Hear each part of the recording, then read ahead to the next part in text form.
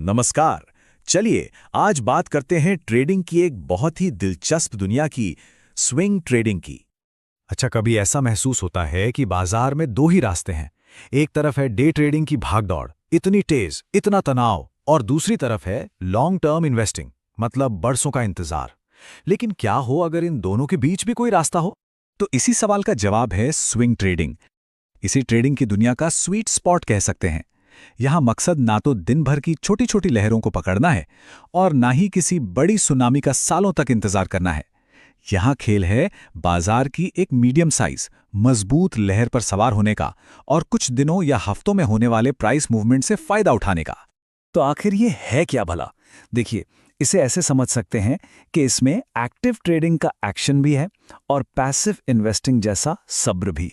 यही मजेदार बैलेंस इसे कई तरह के ट्रेडर्स के लिए एक बहुत ही आकर्षक ऑप्शन बना देता है।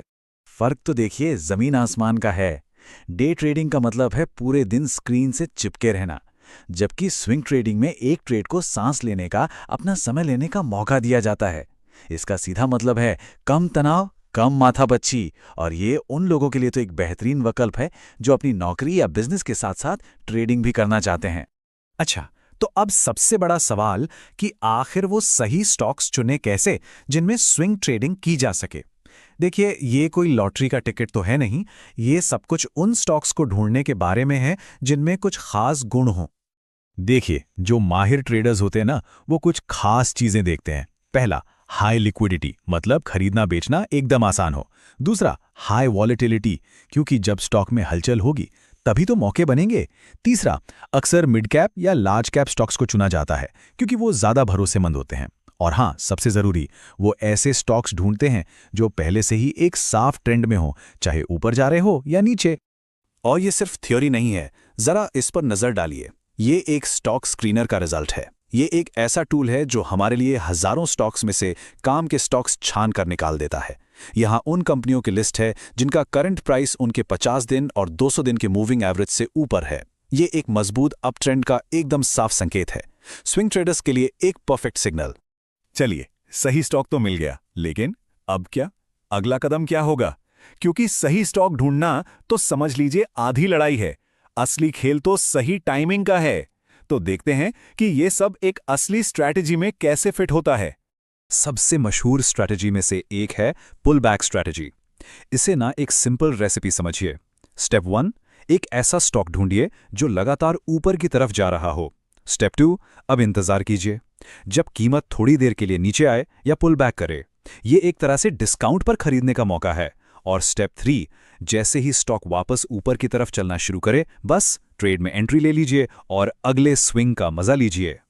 लेकिन एक मिनट, अगर ट्रेडिंग इतनी ही सीधी होती तो हर कोई अमीर नहीं बन जाता? यहीं पर कहानी में एक ट्विस्ट आता है।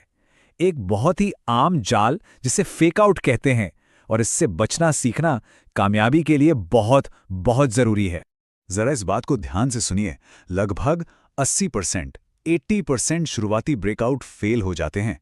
ब्रेकआउट का मतलब है जब कोई स्टॉक एक लेवल को तोड़कर ऊपर जाता है। नए ट्रेडर्स को लगता है कि अरे वाह, अब तो ये रॉकेट बनेगा, लेकिन ज्यादातर बार वो एक धोखा होता है, एक जाल जिसे बिछाते हैं बड़े बड़े इंस्टीट्यूशनल इन्वेस्टर्स, जिन्हें स्मार्ट मनी भी कहते हैं। ये फेक आउट बिल्कुल एक मछली पकड़ने वाले चारे की तरह है। ये ट्रेडर्स को ललचाता है कि एक बहुत बड़ा मूव आने वाला है, लेकिन जैसे ही लोग ट्रेड में कूदते हैं, बूम, कीमत अचानक पलट जाती है, उनके स्टॉप लॉस हिट हो जाते हैं और उन्हें होता है नुकसान। तो सवाल ये है कि इस जाल से बचें कैसे? क्या कोई तरीका है? जी हाँ, बिल्कुल है। इसका राज छिपा है सिर्फ एक चीज में, एक ऐसा डेटा पॉइंट जो सच और झूठ का पर्दाफाश कर देता है। और वो जादुई चीज है ट्रेडिंग वॉल्यूम, मतलब एक दिन में कितने शेयर्स खरीदे या बेचे गए। देखिए, एक असली मजबूत ब्रेकआउट के पीछे हमेशा बहुत ज्यादा ट्रेडिंग वॉल्यूम की ताकत होती है, जबकि एक फेकआउट यानी जाल में अक्सर वॉल्यूम कम या औसत ही रहता है। यह साफ बताता है कि उस मूव में दम नहीं है। तो ये प्लस 50% का क्या मतलब है? चलिए इसे समझते हैं। इसका एक सीधा सा नियम है।